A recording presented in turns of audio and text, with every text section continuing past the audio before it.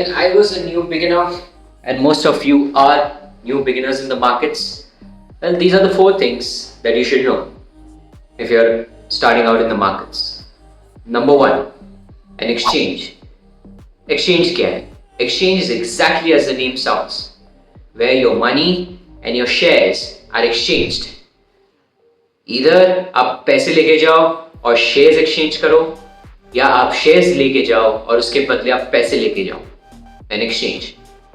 There are two major exchanges in India that are still running, which is BSE and NSE, Bombay Stock Exchange and National Stock Exchange. The second is a broker.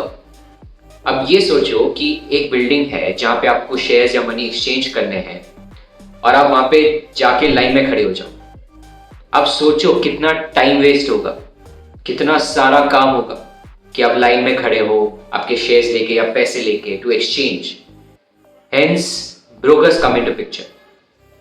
आपको line में खड़ा नहीं रहना पड़ेगा. आज के ज़माने में स्पेशली आप सिर्फ ब्रोकर को फ़ोन करो, या आजकल तो ऐप पे हो जाता है, उनको बोल दो कि I want to buy this shares और I want to exchange the shares for my money. As simple as that. Broker will make it very simple for you. Third comes Demat account. What is a Demat account? Well, पहले के time पे क्या होता था, shares used to be in physical certificates, paper format. उस पे stamp, उस पे सिग्नेचर रख के आपको मिलता था.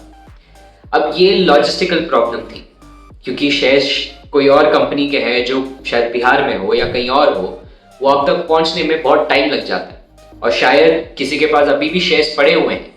एक सर्वे है कि बहुत सारे शेयर्स हैं जो अनक्लेम्ड हैं, पता नहीं किसी के घर पे किसी के लॉकर में पड़े हुए हैं आज तक और पता ही नहीं किसके पास है. तो इसका सोल्यूशन क्या था, हर एक शेयर्स को डीमटेरियलाइज कराया जाए, यानी कि डीमैट फॉर्म, यानी कि पेपर से एक डिजिटल कॉपी बनाया जाए. तो that is demat. Number fourth is settlement. Well, आप सोचो कि आजकल तो अपने पास यूपीआई है. You still go and you buy something, UPI still takes like 2 seconds or 1 second to get the transaction done. But imagine this, where crores and crores of transactions are happening in just 1 minute. How will you pay with UPI and exchange the shares? तो क्या होता है कि when you say on your app, you instruct your broker to buy a share, broker approaches the exchange in searching for a seller of the share. ये सिर्फ एक proxy बनते हैं. They just mutually agree, okay, the shares transaction is done. But actual में वहां पे आपका money deduct नहीं होता है, ना ही आपके पास शेयर्स आते हैं. एंड ऑफ द डे जब मार्केट खत्म हो जाता है और जो भी आपने ऑर्डर्स दिए हैं या जो भी है, तब आपके अकाउंट से पैसे डिडक्ट होंगे या शेयर्स डिडक्ट होंगे, और उसके बाद ये सब प्रोसेस होता है. That is called as settlement. और ये कहीं 1 दिन या 2 दिन लगते हैं. यूजुअली अपने मार्केट्स में 2 दिन लगते हैं. इसलिए आप देखते हो जब भी आप शेयर्स लेते हो और नेक्स्ट डे आपको आपके होल्डिंग्स में T+1 दिखाता है, यानी कि ट्रेड जिस दिन आपने वो ऑर्डर प्लेस किया and +1 day, and trade +2 day, T+2.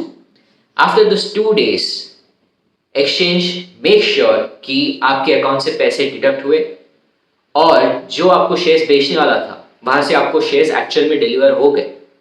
उससे पहले इज जस्ट अ प्रॉक्सी, यानी कि okay it's a word of mouth, समझ लो. तो it takes anywhere from T+2 days या T+1 day.